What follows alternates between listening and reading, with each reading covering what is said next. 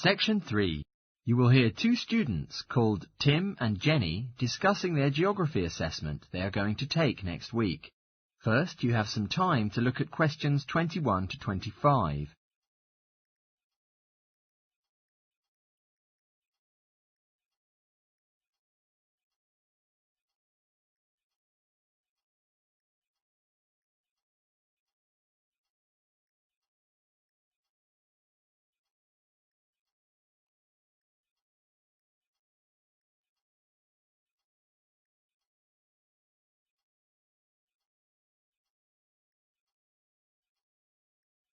Now listen carefully and answer questions 21 to 25.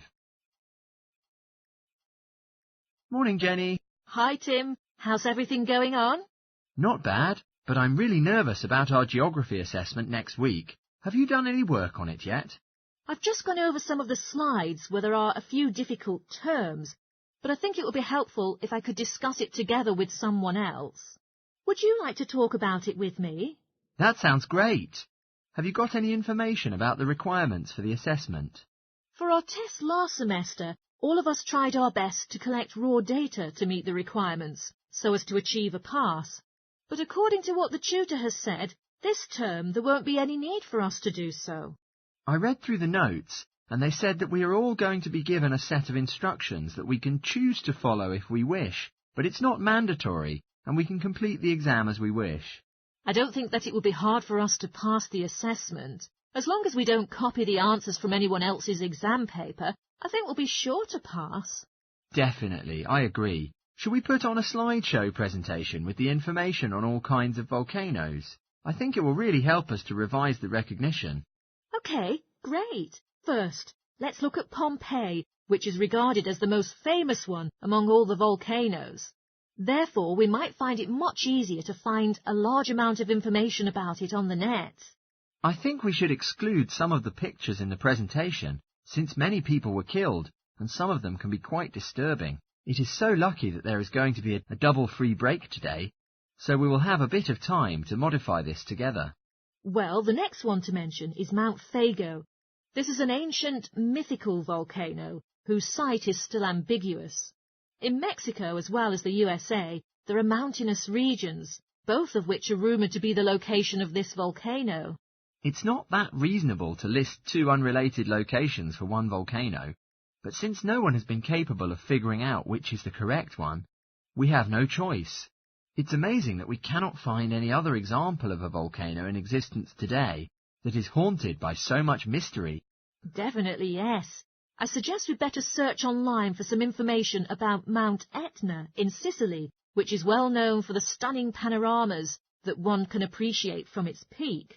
According to Google, it's a relatively new volcano compared to the others in the nearby region. That's the reason why it has very few of the features found in older volcanoes. Oh, interesting. Might we present any information on Mount Hurton? Because I don't think that any of the other students have carried out much of a survey into it, even though it has several unique traits. Well, then I think we can just ignore it, since it's a man-made volcano and not that closely linked to our syllabus, and probably won't be tested in the exam questions. Before you hear the rest of the talk, you have some time to look at questions 26 to 30.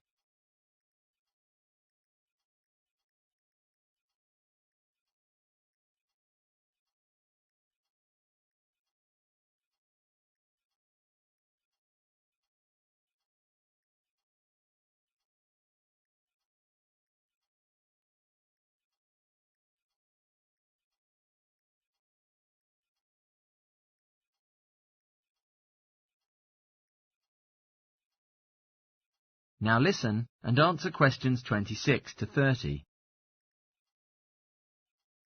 Have you got feedback from your tutor on your presentation last week? Yes, but I don't think he was satisfied with the work. He was impressed by the amount of research that I'd carried out before I started, but he criticised me that I was just mostly writing a summary of the facts instead of giving my own opinion. Oh, that's a pity. It was depressing that my work is not appreciated, but in the end I learned a lot from my tutor's feedback. He suggested to me that next time I should present my work as a short documentary film, which he thinks will help me to strengthen my arguments. What topic was your presentation based on?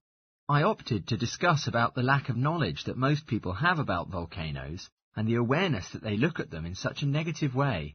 During documentaries and lectures, the scientific experts often neglect to mention the positive features that volcanoes possess. That sounds really interesting. Well done. I think everyone had a really good time, but I was really nervous about speaking in front of the audience. Also, I felt very underprepared, since I didn't complete the presentation until the night before, and therefore there had been no time for rehearsal. I'm sure it was great. Is there any other information that you think we should include in our slideshow for revision? Yes, I think it's important that we list all of the differences between active and extinct volcanoes, as there will definitely be a question on this topic. There are no documentaries on the subject, but there's a very informative website that discusses the geological structure of each volcano type. OK. Well, I'll continue collecting images, and you can carry on with the online research. That is the end of section 3.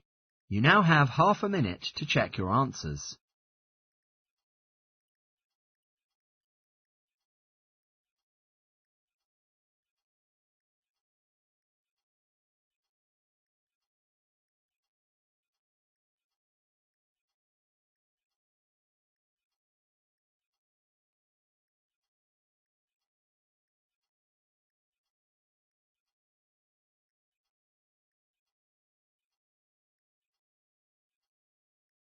Now, turn to section 4